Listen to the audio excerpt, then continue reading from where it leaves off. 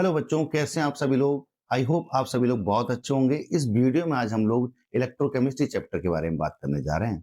Boards में ये chapter 9 marks का आता है। इसमें बहुत सारे टॉपिक्स हैं जिन पे कमांड करना थोड़ा सा टफ होता है, बट यू डोंट वरी। मैंने बोर्ड्स के लास्ट 10 ईयर के क्वेश्चन पेपर्स का पैटर्न देखने के बाद एक प्लानिंग बताई है जो मैं आपको बताऊंगा, जिसको फॉलो करके आप 100% मार्क्स को कर सकते हैं।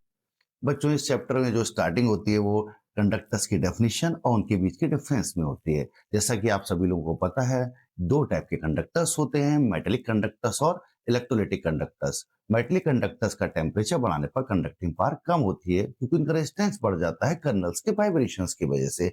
जबकि इलेक्ट्रोलाइट्स में क्योंकि आयंस होते हैं, टेम्परेचर बढ़ाने पर आयंस की कंडक्टिंग पावर बढ़ती है क्योंकि उनका माइग्रेशन बढ़ता है। और इसके बाद बात होती है कि कितने टाइप के इलेक्ट्रोलाइटिक कंडक्टर्स होते हैं।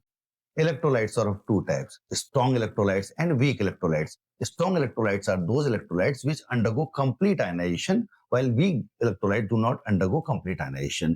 इनके ऊपर डिवाई हकल संगर इक्वेशन की बेसिस पर मोलर कंडक्टिविटी का वेरिएशन आता है। और ये क्वेश्चन असर्शन और रीजन में भी आते हैं कि डाइल्यूशन बढ़ाने पर स्ट्रॉन्ग और वीक इलेक्ट्रोलाइट्स की मोलर कंडक्टिविटी पर वेरिएशन क्या होता है और इनका आपस में डिफरेंस क्या आता है। और इस पे एक ग्राफ भी है बच्चों, जिसको आपको लर्न करना बहुत जरूरी है।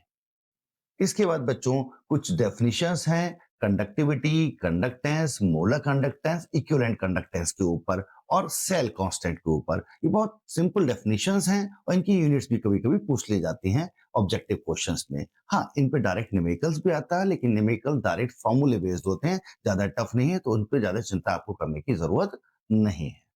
और बच्चों, इसके बाद एक काफी इंपॉर्टेंट टॉपिक है कोलरॉस लॉ और उसके एप्लीकेशन। कोलरॉस लॉ के डायरेक्ट डेफिनेशंस आ जाती हैं कई बार, लेकिन इसके साथ साथ इसके एप्लीकेशन पे क्वेश्चन अक्सर आता है मोलर कंडक्टेंस निकलवाने के लिए आयंस या इलेक्ट्रोलाइट्स की। तो इस पे आप स्पेशल ध्यान देंगे। इन क्वेश्चंस को मैं डिस्क्रिप्शन बॉक्स में इस वीडियो के बाद डाल दूंगा।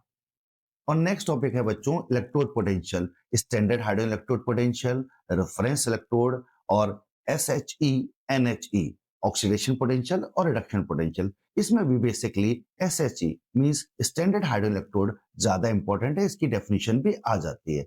इसी टॉपिक से रिलेटेड एक बहुत ही इंपॉर्टेंट टॉपिक है जिस पे क्वेश्चन बोर्ड में जरूर आता है, और वो है नस्ट इक्वेशन। नस्ट इक्वेशन की प्रैक्टिस आपको सबसे ज्यादा करनी है बच्चों। इसका क्वेश्चन 3 मार्क्स का आता ही आता है।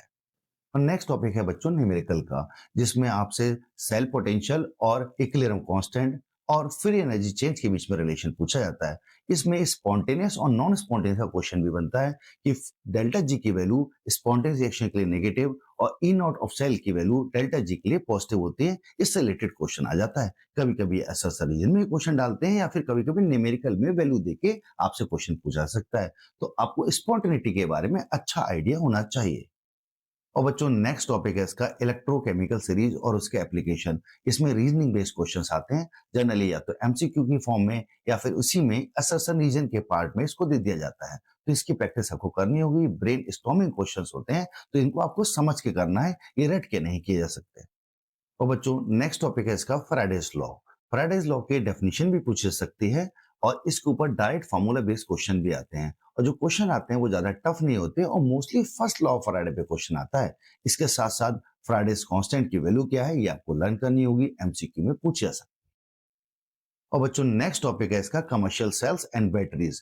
Primary cells, secondary cells, mercury cell, dry cell, nickel cadmium battery और लेड स्टोरेज बैटरी, इनके बारे में क्वेश्चन आता है। और इनमें भी सबसे ज्यादा इंपॉर्टेंट क्वेश्चन आता है फ्यूल सेल पे और उनकी एडवांटेज ओवर ऑर्डिनरी सेल्स। तो आपको ये थ्योरेटिकल क्वेश्चन है, अच्छे से लर्न करना है। और इसके बाद बच्चों आता है इस चैप्टर का लास्ट टॉपिक कोरोजन। इस पे भी बोर्ड्स में कभी कभी 3 मार्क्स का क्वेश्चन आ चुका है और इसमें डेफिनेशन और इक्वेशन ऑफ कोरोजन पूछी जा सकती है। इसके अलावा फैक्टर्स प्रमोटिंग कोरोजन भी टॉपिक आ चुका है और इस पे कभी कभी क्वेश्चन 1 मार्क का रीजनिंग में भी बन जाता है। इसके साथ साथ जो क्वेश्चन बहुत इंपॉर्टेंट है वो है मेथड्स टू प्रिवेंट कोरोजन। इसमें भी सैक्रिफिशियल प्रोटेक्शन और कैथोटिक प्रोटेक्शन, ये कुछ ज्यादा इंपॉर्टेंट टॉपिक्स हैं, तो आप इसको ध्यान रखते हुए इसकी प्रिपरेशन करेंगे। और लास्ट में बच्चों मैं आपको एक सक्सेस मंत्र देना चाहूंगा, सिंसियरिटी, डिसिप्लिन और कॉन्फिडेंस। अगर ये 3 चीजें आपके पास हैं तो जीवन में आपको सफल होने से कोई नहीं रोक सकता। ऑल द वेरी बेस्ट बच्चों।